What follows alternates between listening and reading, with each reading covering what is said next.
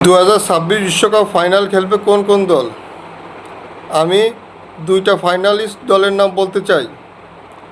প্রথম ফাইনালিস্টে 3টি দল এবং সেকেন্ড ফাইনালিস্টে 3টি দল বলতে চাই। হয়তো এই তিনটি 6টি দল থেকে 99.99% 2026 বিশ্বকাপ ফাইনাল খেলতে পারে। ফাইনালিস্ট 3টি দল হলো আর্জেন্টিনা, ব্রাজিল, ইংল্যান্ড।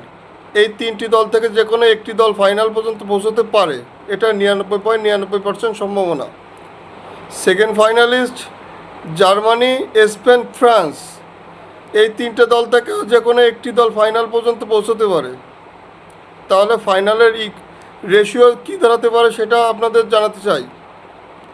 ফাইনালটি হতে পারে আর্জেন্টিনা বনাম জার্মানি, আর্জেন্টিনা বনাম স্পেন, আর্জেন্টিনা বনাম ফ্রান্স, অথবা ব্রাজিল বনাম জার্মানি, ব্রাজিল বনাম স্পেন, ব্রাজিল বনাম ফ্রান্স।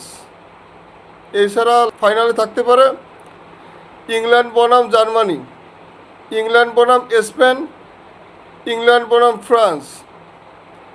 হয়তো এর মধ্যে যে কোনো একটি দল ফাইনাল খেলতে পারে, এটা 99.99% সম্ভাবনা।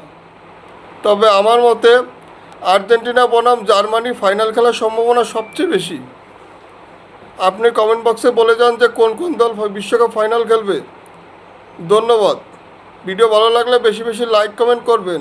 আমাদের সাথে থাকার জন্য ধন্যবাদ।